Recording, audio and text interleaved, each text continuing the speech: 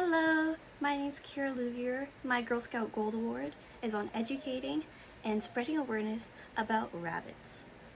So the whole reason I decided to choose bunnies for my project is because they're cute and adorable, of course, but also because my dad had rescued a little baby bunny about 4 weeks old, and she was the most precious little thing in the world. Cuddled with me, like sat on my lap, we watched TV together, and I got to spend 2 days, 2 amazing days with her, and she was happy as can be. She flopped over.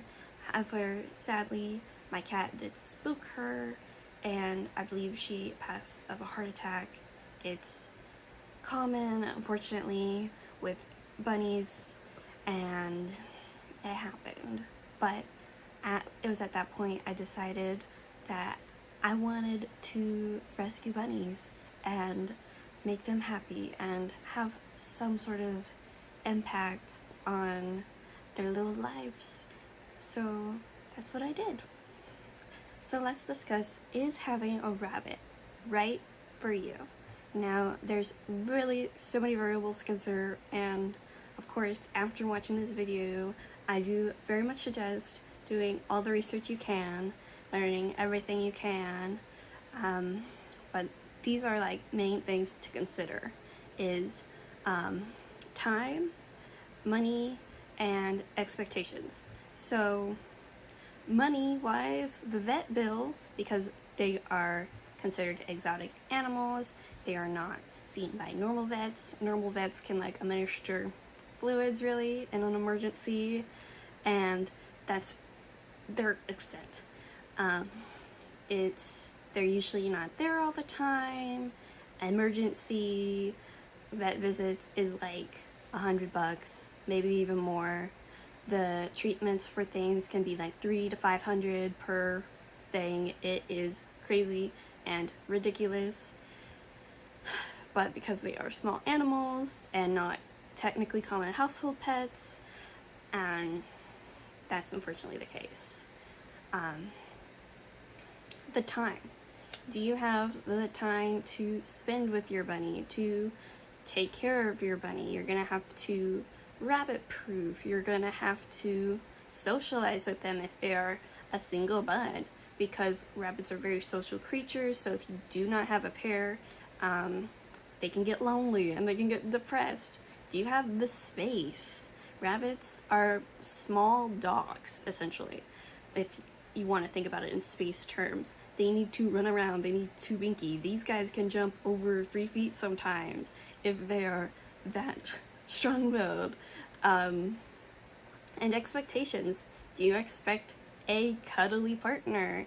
Do you expect lots of loves? Because there are rabbits that are very loving and cuddly, but not all rabbits do that.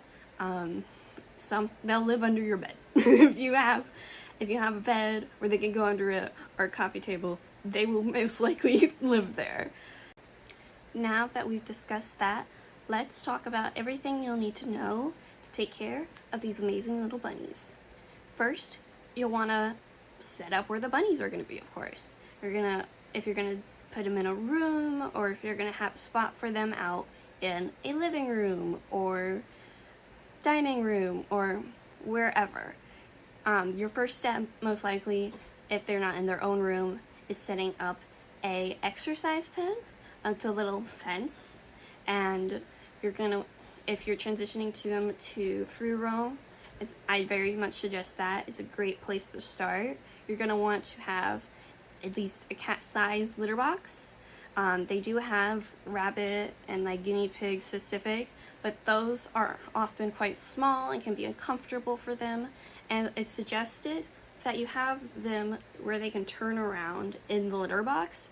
You'll also be putting their food in there, so you'll want enough space for them and their food, because they poop where they eat.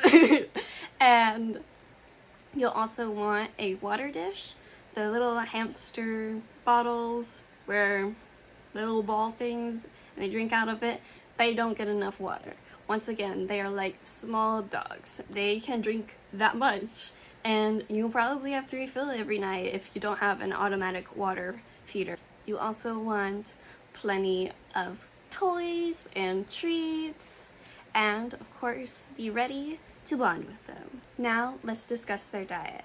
Bunnies, the main part of their diet is hay. You want to make sure that you get Timothy hay when they're adults. It helps them have all the nutrients they need from their hay, and it helps their fur be really soft. It helps them be happy and full.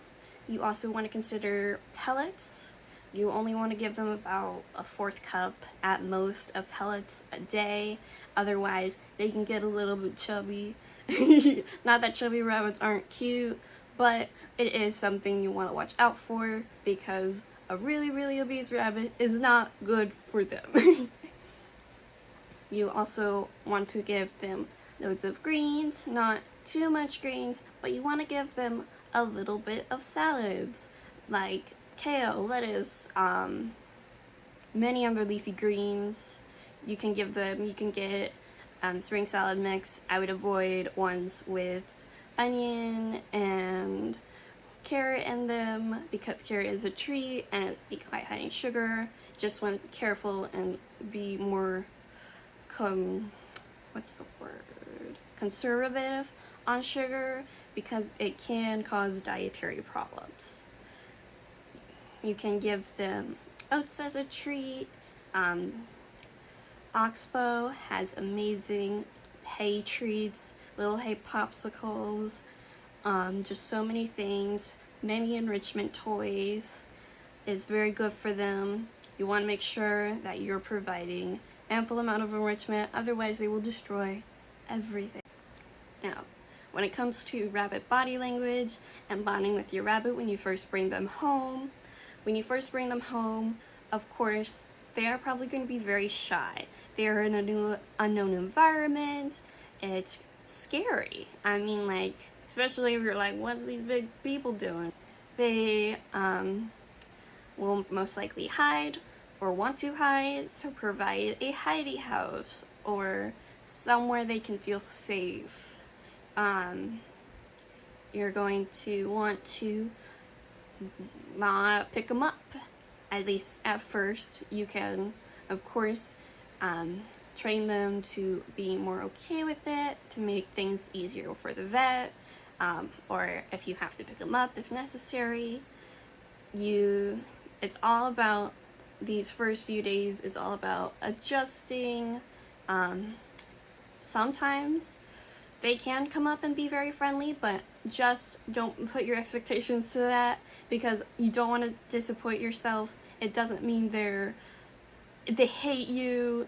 I promise bunnies are very loving and have such huge personalities. They just don't always show through at first. When it comes to more body language, it's flapping is happy and comfortable. They'll show their stomach, similar to dogs. They'll sleep. That means they're very, very comfortable. When they come up and nudge you, they'll come up with their nose and they'll boop you, and that means hello, pay attention to me. My bunny, she comes up to me and says hello to me every time I come in, pretty much. She says hello, and she, of course, when she hears me carrying anything that crackles, she thinks treat time, and she'll come and she'll run around me. When they run around you in circles, they are very, very happy and excited. Ways you can bond with your rabbit. Hand feeding. Hand feeding is very, very effective and a great first step. You're going to want to put veggies in your hand. You're going to want to put oats in your hand, anything that they might like. Give them like a blueberry or a bit of a strawberry. They'll love that. And just let them eat out of your hand. At first, don't try to pet them. Just let them come up to you, smell you. They'll associate good things with you and be like, oh, this person's nice. They gave me a treat. And they'll be like, I think I like them. And they'll start to warm up to you. Give them lots of room to pinky. Just talk to them like how you would normally. Saying, hello, how are you? Saying hello, and talking to them will help them get used to your voice. And of course, talk to them while they're eating from your hand. They'll know that you're safe, and they can associate your voice also with those good things. Thank you for watching this video. I hope that this can get you interested into rabbits. This can help you start to learn more and be curious. Go visit at your local shelter and see the bunnies there and spend time. Very many local rabbit rescues can always use volunteers, helpers, or just to come socialize with the bunnies because they can be lonely, like I said. And these creatures are very amazing. They're gentle. They're so sympathetic. I feel so seen by my rabbits. My rabbits are the best thing that have ever happened to me, and I hope that by saying, you can have a rabbit. Did you know that? That people can find companions and rescue a life and, you know, be happy with their bunny. They can spend time with their bunny. It opens a whole world, an idea of thinking that you didn't know was there. What can you do as a Girl Scout troop for rabbits? You can research your local shelters and see who needs volunteers. You can help them probably clean up after the rabbits, feed the rabbits, give rabbits treats, of course, and make toys for them. You can use paper towel rolls, toilet paper rolls, cardboard boxes, like many recyclable material, paper bags. You can crunch up paper bags into a little ball and they'll think it's the best thing in the world. You can throw a cardboard box down, just like a cat. They'll think it's the greatest thing in the world. There are so many things you could do. Just reach out to your local communities. See who can use help. You can foster a bunny. So if you're unsure if they're a right fit for you, you can communicate with a local shelter and say, hey, I would like to foster a bunny. And they'll be like, awesome, that's amazing. There are shelters too that will even provide an exercise pin and litter and so many things so that you don't have to worry about it. And you can maybe find a bunny that way that you'll want to adopt forever and give a forever home to. Thank you so much for watching. I hope that this helped you open up to the world of rabbits and all this stuff. Goodbye!